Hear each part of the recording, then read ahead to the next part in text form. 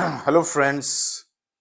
Welcome to you all in Zenith Educational Academy. So, as we have discussed one particular topic about compounding words, we discussed in the previous videos how singular noun change into plural, and we have used different kinds of special cases as we discussed in compound nouns to change its positions, change the meaning of it.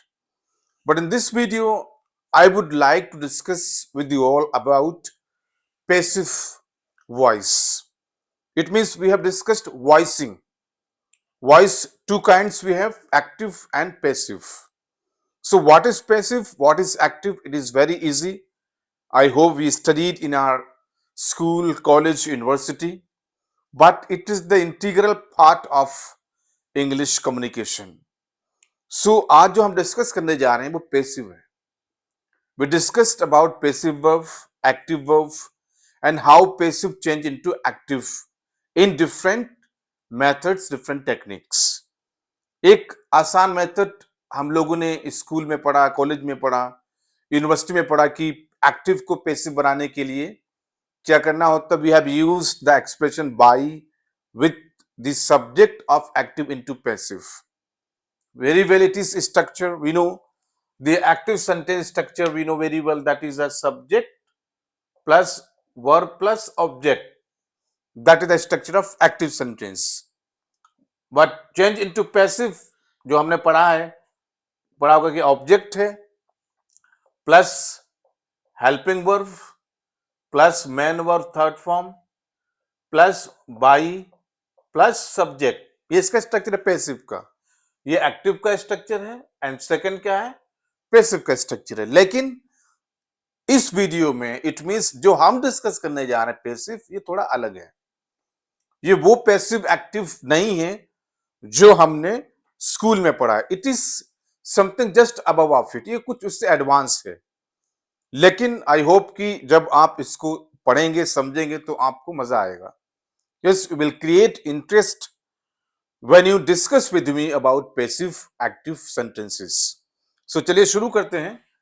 जिससे कि we have two people, like मान लीजिए एक A है और एक B है. It means when A does something to B, means कि जब पर्सन A पर्सन B के लिए कुछ करता है. Yes, it means person A है, वो पर्सन B के लिए कुछ करना चाहता है, तो वे दो तरीके से कर सकता है. It means the people A and B can do something in two different ways. It means वो दो तरीके से बात कर सकते हैं. ठीक है, पर्सन A पर्सन B से दो तरीके से बात कर सकता है, पर्सन B पर्सन A से दो तरीके से बात कर सकता है. नंबर वन कह रहा है इफ वी वांट A, अगर हम पर्सन A को क्या बनाना चाहते हैं, डूअर और agent. Doer means one who do something, does something. Doer उसको कहते हैं जो कुछ करता है, कोई काम करता है. और इसको agent, it means agent means again it means subject is active to do something, कि सब्जेक्ट जो है वो कुछ करने के लिए एक्टिव है. कि अगर हम पर्सन ए को टू बी सब्जेक्ट मान लें, it if we use person a subject in a sentence, so what happens, we have a need of active verb. तब हमें एक्टिव वर्ब की जरूरत पड़ेगी क्योंकि पर्सन ए जो है वो क्या एक्टिव हो चुका है. यस, पर्सन ए एक्टिव है पर्सन बी से बात करने के लिए, तो हमें उसके लिए क्या चाहिए, एक्टिव वर्ब की जरूरत पड़ेगी. यस, जैसे कि बिल्ट है, स्पीक है, राइट है, लिसन है, रीड है, write, walk, talk. Yes, we can say is repairing, is speaking, is writing. We can say will change. Yes, we can say will write, will speak. So ये सब क्या है, active verb है. Active verb means we are using a subject, person A become active in terms of active verb. कि person A active तभी होगा जब वो एक्टिव वर्ब को यूज करेगा. जैसे बिल्ट है, if I say I built a room, I built a room past tense से, लेकिन रूम बना के से जब मैं एक्टिव हुआ. If I am not active, is it possible to build a room? नहीं। अगर पर्सन एक्टिव नहीं है तो पॉसिबल ही नहीं है कि वो कुछ बना सके। इसी तरीके से अगर हम सब पर्सन बी को, ठीक है, suppose person be the receiver of action, ये तो person A doer of action है और उस एक्शन को रिसीव कौन कर रहा है? B. Exactly, it means we are discussing here, I am active because I am speaking here and you are listener. Yes, तो you are the listener means you are receiving information, जो मैं बोल रहा हूं वो आप रिसीव कर रहे हैं। उसी तरीके से पर्सन बी जो है वो क्या? Receiver of the action.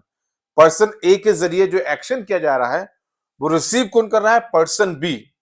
और जब पर्सन बी बन जाएगा क्या? Subject. It means person B जब सब्जेक्ट का रोल करेगा तब इसके लिए हमें नीड पड़ेगी पैसिव वर्ब्स की। जैसे कि ए पर्सन जो था एक्टिव हुआ तो इसके लिए नीड पड़ी एक्टिव वर्ब की, और पर्सन बी जो रिसीवर था, जो एक्शन को रिसीव कर रहा था, जो ए एक्शन कर रहा है, तब उसके पास क्या बन गया? इट मींस पर्सन बी के पास नीड किसकी हो गई? पैसिव वर्ब की।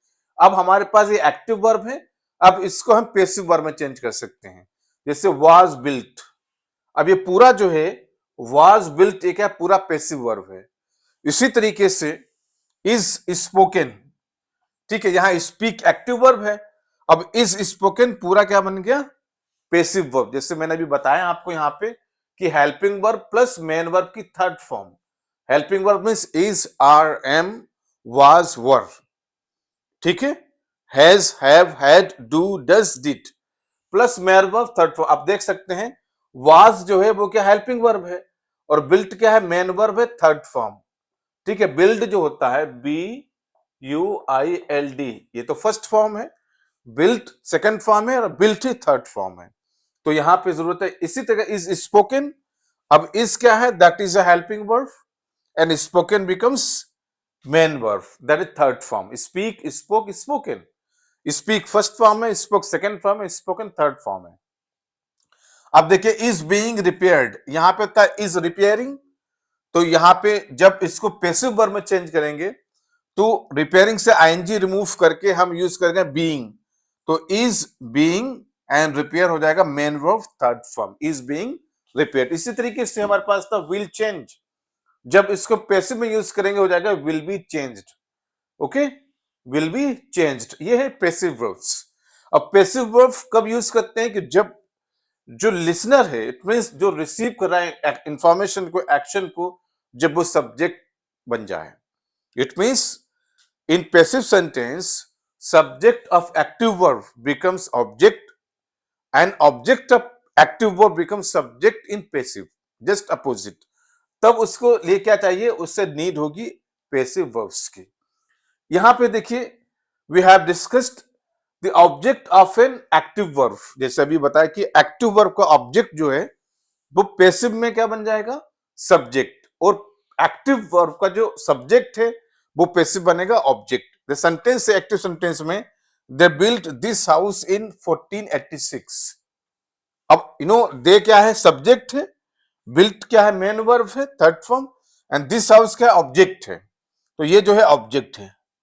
एंड इन 1486 ये क्या है? ऑप्शनल कह सकते हैं, एडिशनल, अदरवाइज एक इंग्लिश में वर्ड यूज होता है adjunct, ADJUNC, adjunct. Adjunct means optional words और कैन से एडिशनल वर्ड्स। अगर ये हैं तब भी कोई प्रॉब्लम नहीं है, और नहीं भी होंगे तब भी कोई प्रॉब्लम नहीं है, क्योंकि सेंटेंस जो है दिस हाउस तक कंप्लीट हो रहा है। They built this house, sentence is complete, but we can use prepositional phrases. अब जो इन 1486 है ये एडिशनल वर्ड्स हैं, कैसे ऑप्शनल हैं, मे और may not be in a sentence. अगर हैं तब भी कोई प्रॉब्लम नहीं सेंटेंस के लिए, और नहीं है तब भी कोई प्रॉब्लम नहीं होगी। अब देखिए एक तो एक्टिव हो गया, अब इसमें बिल्ट जो है वो एक्टिव वर्ब है। अब हमें एक्टिव वर्ब को चेंज करना है पैसिव वर्ब में। जैसे पैसिव में क्या हो जाएगा? जैसे दिस हाउस जो है एक्टिव में क्या? ऑब्जेक्ट है, पैसिव में रोल करेगा सब्जेक्ट का। अब हो जाएगा दिस हाउस, फिर स्ट्रक्चर के अकॉर्डिंग एक हेल्पिंग वर्ब लिया वाज, क्योंकि बिल्ट जो है पास्ट टेंस है तो हमें वाज लेना पड़ेगा, वी डिस्कस अबाउट इट। फिर built yes in 1486 by them. Okay, अब देखिए दिस हाउस यहां ऑब्जेक्ट है, दिस हाउस में सब्जेक्ट हो गया, और दे यहाँ पे क्या सब्जेक्ट था और देम यहाँ हो गया ऑब्जेक्ट और यूज किया गया after by. But reason is that if I do not use by them तब भी कोई इश्यू नहीं होगा। हम इतना भी सेंटेंस लिख सकते थे, this house was built in 1486। By them अगर नहीं यूज करेंगे there is no problem. But what happens in school, in college, university हमने पढ़ा we have used by plus object, और जो ऑब्जेक्ट बनेगा वो होगा एक्टिव वर्ब का सब्जेक्ट दे। देखिए यहाँ पे बिल्ट एक्टिव वर्ब है तो इसका सब्जेक्ट दे है। अब वॉज बिल्ट पैसिव हो गया, पैसिव वर्ब, तो जो सब्जेक्ट है दे वो हो जाएगा object here. But what happens अगर हम इसको यूज ना करते बाय देम तब भी इस सेंटेंस के लिए कोई इश्यू नहीं था, because in passive verb we can avoid, it means we can remove by plus object in passive sentence. So that is a brief introduction about the passive sentences. I hope you understood what is passive and what is active. Passive active दोनों को कहते हैं voicing या कह सकते हैं voice. There are two kinds of voice, जैसे मैंने बताया पर्सन ए जब पर्सन बी से बात करेगा तो एक्टिव वॉइस है, और जब person B become the subject to talk with person A तब हो जाएगा passive voice. Okay, so we have discussed here active verb versus passive verb with the structure. We can see here key subject of active verb becomes object in passive and object of active becomes subject in passive. Okay friends, अब देखते हैं कुछ sentences. We have to compare these sentences regarding to the passive active voice. अब हम इसमें देखते हैं कि which one is passive, which one is active sentence. And we find based on the verb action. If the verb is active verb, it means sentence is active. If verb is passive, it means sentence is passive. सारी कहानी जो है वो verb पे depend करती है। So first example is they built this house in 1486. Yes, they built this house in 1486. इसमें देखिए built जो है वो क्या है, एक्टिव वर्ब है, इसीलिए इसे कहेंगे इट इज एक्टिव सेंटेंस। ये है active sentence, yes, because of active verb. Passive verb के लिए क्या नीड है, it means we must have an auxiliary verb और you can say helping verb with main verb third form. Passive verb के लिए important ये चीज है कि उसके लिए एक हेल्पिंग वर्ब होगा प्लस एक मेन वर्ब होगा जो ऑलवेज क्या होगा, थर्ड फॉर्म में होगा। बट एक्टिव सेंटेंस में ऐसा नहीं है। एक्टिव सेंटेंस में एक्टिव वर्ब्स को किसी हेल्पिंग वर्ब की नीड नहीं पड़ती है, ठीक है। So they built this house in 1486, तो बिल्ट जो यहाँ पे है वो एक्टिव वर्ब है, that's why we can say it is active sentence. अब देखिए this house was built in 1486 according to the structure of passive sentence कि एक इसमें हेल्पिंग वर्ब होगा। देखिए वाज का हेल्पिंग वर्ब है प्लस मेन वर्ब की थर्ड फॉर्म बिल्ट। देखिए अब ये हेल्पिंग वर्ब है और ये मेन वर्ब की थर्ड फॉर्म है, और यहाँ पे जो सिर्फ मेन वर्ब थर्ड फॉर्म है, यहाँ कोई हेल्पिंग वर्ब नहीं है। So it means based on the verb was built, it means now the subject becomes passive because of passive verb, and subject दे जो यहाँ पे वो क्या है, active है because of active verb, and in this next sentence subject they becomes them in a passive sentence, क्योंकि अब जो subject वो passive हो चुका है because of passive verb। अब this house was built in 1486, तो हम इससे आइडेंटिफाई कर सकते हैं कि was plus built जो है was is helping verb, built is a main verb, it means it is a 100% passive sentence। लेकिन यहाँ पे हमने देखिए by them यूज नहीं किया है। I can use this house was built in 1486 by them, लेकिन what happens in most of cases क्या होता है कि पैसिव सेंटेंस में एक्टिव सेंटेंस का सब्जेक्ट जो होता है वो जो बाई के बाद आता है उसको नहीं लिखते हैं। आप लिखेंगे तो गलत नहीं है और नहीं लिखेंगे तब भी गलत नहीं है। Okay, next sentence is most Austrians speak German. अब देखिए स्पीक जो है it is only one verb use in a sentence. अब इसके पहले कोई हेल्पिंग वर्ब नहीं है, is, are, am, was, were, will, shall, कोई यूज नहीं किया, इसीलिए क्या है एक्टिव वर्ब है, इसलिए सेंटेंस जो है क्या है एक्टिव सेंटेंस है। जब इसको हम चेंज करेंगे जैसे जर्मन इज स्पोकन, अब आप देख सकते हैं इज स्पोकन में क्या है इज तो हो गया आपका हेल्पिंग वर्ब, और जो नेक्स्ट वर्ब आया है मेन वर्ब, ये क्या है, थर्ड फॉर्म आ गया। क्योंकि पैसिव सेंटेंस में ये मैंडेटरी है कि हेल्पिंग वर्ब के साथ जो मेन वर्ब होगा उसकी ऑलवेज थर्ड फॉर्म होगी, ठीक है, always in past participle. Third form को हम पास्ट पार्टिसिपल भी कहते हैं। तो इज क्या है, हेल्पिंग वर्ब हो गया, और स्पोकन क्या हो गया, थर्ड फॉर्म होगा। That's why we can say अब ये जो सेंटेंस है पैसिव सेंटेंस बन गया है, ठीक है। इसी next, a friend of arts is repairing the roof. अब देखिए, अब इसमें हेल्पिंग वर्ब इज तो है, लेकिन जो मेन वर्ब है वो थर्ड फॉर्म नहीं है, ठीक है। रिपेयरिंग जो यहाँ पे क्या है, ये मेन वर्ब की फर्स्ट फॉर्म है। It is a main verb first form in progressive, in continuous. लेकिन पैसिव सेंटेंस के लिए मैंडेटरी है कि helping verb plus main verb third form. यहाँ पे हेल्पिंग वर्ब इज है, लेकिन रिपेयरिंग जो है थर्ड फॉर्म नहीं है। That's why we can say still it is in progress of active verb. तो ये सेंटेंस है, friend of arts is repairing the roof, ये पूरा हो गया आपका active sentence. Don't be confuse, confuse नहीं होना है कि एक्टिव सेंटेंस में क्या है, या अगर एक वर्ब है उसकी फर्स्ट फॉर्म भी हो सकती है, सेकंड फॉर्म भी हो सकती है, थर्ड फॉर्म भी हो सकती है। लेकिन ऐसा कभी नहीं होगा कि helping verb plus main verb की थर्ड फॉर्म हो, ऐसा नहीं है। Yes, so that's why we have discussed here कि ये जो इसका एक्शन जो है, इज रिपेयरिंग के एक्शन के बेस पर हम कह सकते हैं कि एक्टिव वर्ब है, इसलिए सेंटेंस का एक्टिव है। Next, the roof is being repaired. अब देखिए कि अगर sentence is in progress, is in continuous, अब जो मेन वर्ब में आईएनजी है उसके लिए हम यूज करेंगे बीइंग आफ्टर हेल्पिंग वर्ब। अब रिपेयरिंग, क्योंकि अब रिपेयर को हमें बनाना third form, because repair is a main verb. इसी तरीके देखिए, इज यहाँ पे हेल्पिंग वर्ब हो गया, और जो आईएनजी यहाँ पे ऐड है रिपेयरिंग में, आईएनजी की जगह यूज करेंगे बीइंग, और रिपेयर को करते हैं रिपेयर्ड। अब देखिए, अब ये थर्ड फॉर्म बन गई है according to the rule, that is the helping verb plus main verb की थर्ड फॉर्म।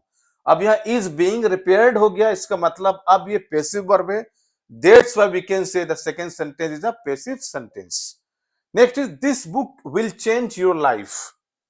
अब देखिए क्या है, अब हमारे पास विल जो है, again it is helping verb, इसे कहते हैं मॉडल ऑक्सिलरी वर्ब, या कह सकते हैं auxiliary verb, but it is a model auxiliary verb. और इसके साथ जो चेंज आ रहा है, again it is a main verb first form है। देखो, विल क्या है, मॉडल ऑक्सिलरी वर्ब है, लेकिन ये चेंज जो वर्ब है ये क्या है, अभी भी क्या है, फर्स्ट फॉर्म है, मेन वर्ब की फर्स्ट फॉर्म है ये। इसलिए हम नहीं कह, वी कांट से इट कि ये पैसिव सेंटेंस है। No, it is not passive sentence, because जो चेंज है it is active verb here. क्योंकि अब ये सेकेंड थर्ड फॉर्म में नहीं है, just sorry, it is not in third form after will, that is active sentence. अगर इस सेंटेंस कहें your life will be changed by this book, अब देखिए, अब यहां पे बात करें, देखिए विल यहां भी था, विल यहां भी है, ठीक है। अब हमने यूज किया बी पार्टिकल, बी पार्टिकल जब यूज किया, we added ED to the change. अब ये चेंज्ड हो गया। अब चेंज्ड क्या है, it is the second as well as third form of the verb. तो यहां देख सकते हैं कि ऑक्सिलरी वर्ब के साथ में, हेल्पिंग वर्ब के साथ में हमने यूज किया है मेन वर्ब की थर्ड फॉर्म। तो ये पहचान है इसकी पैसिव सेंटेंस की, because now change becomes changed. और चेंज्ड कब हुआ, जब हमारे पास विल बी आ गया। इट मींस हेल्पिंग वर्ब के साथ ऑक्सिलरी वर्ब के साथ बी यूज किया, उसके बाद ईडी एंड ऐड कर दिया मेन वर्ब में। अब ये थर्ड फॉर्म हो गया है, change is the first form, changed become second as well as third form. अब इस वर्ब के बिहाफ पे we can clearly yes declare कि ये जो सेंटेंस है, now it becomes a passive sentence, ठीक है। एक्टिव और पैसिव सेंटेंस को आइडेंटिफाई करने का बहुत आसान तरीका है कि एक्टिव सेंटेंस में क्या होगा कि there is a helping verb but there is no main verb third form. Helping verb है लेकिन मेन वर्ब की थर्ड फॉर्म नहीं है। जैसे is, are, am, was, were की बात हो रही है, ठीक है, विल, शेल की बात हो रही है, ठीक है, कैन की बात हो रही है, मे की बात हो रही है, ठीक है। लेकिन उनके साथ जो मेन वर्ब होगा वो थर्ड फॉर्म में नहीं होगा। जब थर्ड फॉर्म में नहीं है विद द हेल्पिंग वर्ब, तो वो पैसिव सेंटेंस नहीं है। और जब वही मेन वर्ब आ जाए किसी हेल्पिंग वर्ब के साथ में, अब उसकी फॉर्म हो जाए थर्ड, पास्ट पार्टिसिपल हो जाए, तब वो बन जाएगा passive sentence because of the action of passive verb. अब नेक्स्ट कहता है in most of the cases subject of an active verb, कह रहा है कि मोस्ट केसेस में क्या होता है कि एक्टिव वर्ब का जो सब्जेक्ट होता है, जैसे बिल्ट एक्टिव वर्ब है, इसका सब्जेक्ट दे है, ठीक है। स्पीक एक्टिव वर्ब है, मोस्ट ऑस्टेंस इसका सब्जेक्ट है। इज रिपेयरिंग एक्टिव वर्ब है, अ फ्रेंड ऑफ आर्ट्स इसका सब्जेक्ट है। विल चेंज क्या है, एक्टिव वर्ब है। दिस बुक जो है इसका सब्जेक्ट है। आप कह रहे हैं subject of an active verb is not expressed in the corresponding passive sentence. कह रहा है कि मोस्ट केसेस में ऐसा होता है कि जो एक्टिव सेंटेंस का सब्जेक्ट होता है उसको हम पैसिव सेंटेंस में कंसीडर नहीं करते हैं। कंसीडर मतलब हम उसको लिखते नहीं है, ठीक है, विथ बाई, ठीक है, नहीं लिखते हैं हम, सिर्फ कहां उसको छोड़ देते हैं, मेन वर्ब की थर्ड फॉर्म पे। जैसे हमने यहां इसको छोड़ दिया, दिस हाउस वाज बिल्ट, ये मेन वर्ब की थर्ड फॉर्म है विद हेल्पिंग वर्ब। तो यहां तक इन 1486 जो है ये एडजंक्ट है या कैसे ऑप्शनल है, एडिशनल है, ठीक है, तो यहां हमने यूज नहीं किया है। Next is if it does have, अगर आप इसको यूज करना चाहते हैं, if you want to use by, अगर आप यूज करना चाहते हैं by plus subject of the active verb, तो यहां बन जाएगा वो ऑब्जेक्ट उसका, बाई प्लस ऑब्जेक्ट अगर आप यूज करना चाहते हैं, whatever then we have used an expression by, तो हम बाई का यूज करेंगे। जैसे हमने बाहर लिखा है कि अगर एक्टिव सेंटेंस के सब्जेक्ट को आप पैसिव सेंटेंस में यूज करना चाहते हैं एज अ ऑब्जेक्ट, तो उससे पहले हमें एक बाई स्ट्रक्चर लेना पड़ेगा, दैट इज एक्सप्रेशन। अदरवाइज अगर नहीं यूज करना चाहते, there is no issue of it. Next is, so what happens, जैसे यहां सेंटेंस है, अब लिखा है this house was built in 1486। अब इसमें अगर हम यूज करना चाहें, ठीक है, बाई एक्सप्रेशन को, तो हम लिख सकते थे this house was built in 1486, ठीक है, बाई मी, और you can say by John, by them, yes we can use, लेकिन विदाउट बाई स्ट्रक्चर यूज नहीं कर सकते थे। This house was built me, no, this house was built them, no. By is mandatory to use expression in a passive sentence जब हम active sentence के subject को as a object use करना चाहते हैं। So this is basic information here regarding to the passive sentences. So I'll move the some other kinds of the specific rules and cases how to change passive sentence into active with different kinds of tenses. Hello friends, so we discussed about passive active voicing with different kinds of sentences based on its actions. Sometimes there is active, sometimes there is a passive.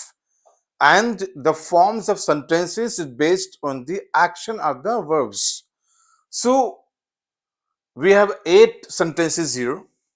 So it means, do you know what's wrong with these and why? Yes, हमारे पास 8 sentences हैं। इसमें हमें ये मालूम करना है कि इनमें क्या गलत है और वो क्यों है। It is exercise for us. मैं एक्सरसाइज इसलिए दे रहा हूं बिकॉज पैसिव सेंटेंस से एक्टिव सेंटेंस में हम सब अवेयर हैं। It is not difficult task to understand the possibility of a sentence being passive और एक्टिव। जैसे अभी हमने डिस्कस किया कि पैसिव एक्टिव सेंटेंस का जो मेन मुद्दा है वो क्या, वर्ब, कि वर्ब अगर एक्टिव है तो एक्टिव सेंटेंस, वर्ब अगर पैसिव है तो वो पैसिव सेंटेंस है। तो इसीलिए मैंने आपको यहाँ पे 8 सेंटेंसेस दिए हैं। You have to find out what's wrong with these sentences and why. मैं रीड कर रहा हूं, जैसे sentence number 1 is I was very interesting in the lesson. Yes, I was very interesting in the lesson. Number 2, she has put in prison for life. Number 3, tact is lacked by your mother. Number 4 is he was shot by a gun. Number 5 is our house got built in 1827. Number 6 is the children were explained the problem. Number 7 is we were suggested a meeting place. And the last is I don't like to be shouted. तो ये 8 sentences हमारे पास हैं। ये it is homework for you all. आप मुझे बताइएगा कि इन sentences में क्या प्रॉब्लम है, इन sentences में क्या errors है, find out errors and correct it. Yes, why these sentences are not all passive, why these all sentences are not active, कि ये सारे सेंटेंस पैसिव क्यों नहीं है और सारे सेंटेंस एक्टिव क्यों नहीं है, आपको फाइंड आउट करना है। That's why I wrote here, do you know what's wrong with these and why? कि इन sentences के साथ में क्या गलत है? If there is a wrong, then why? So this is exercise. I hope कि आप इसको करेंगे. And in the next video, I'll discuss about these sentences. आप पहले मुझे करके बताइए फिर. So these are sentences. आप मुझे करके दिखाइएगा. Then I'll explain the solutions of these sentences in the next video जब हम कुछ और पैसिव एक्टिव की बात करेंगे. ठीक है, तो मैं साइड में हो जा रहा हूं जिससे कि आप इन सेंटेंसेस को आसानी से देख सकें, इनका फोटो ले सकें, स्क्रीनशॉट ले सकें to solve the sentences. So I hope it is visible to you all clearly here. So आप देख सकते हैं यहाँ पे मेरे पास 8 sentences हैं, तो इनमें से हमें फाइंड आउट करना है what's problem with these sentences. So I hope you understood very well कि क्वेश्चन क्या है और इन सेंटेंसेस में क्या गलत है वो फाइंड करना है. So I stop here. So that is today's video, a brief introduction about voicing, और you can say passive active voicing और एक्टिव पैसिव सेंटेंसेस. अगर आपको अभी भी कोई प्रॉब्लम है, कोई डाउट है पैसिव एक्टिव में, तो आप मुझसे पूछ सकते हैं. You can ask me directly in comment box. Okay, so please share it, like it, जितना से ज्यादा हो सके अपने दोस्तों को शेयर करिए, because we will discuss more and more practice sheets regarding to the passive active voicing. So that is enough for today. So please like the video, share video and subscribe channel. Thank you so much.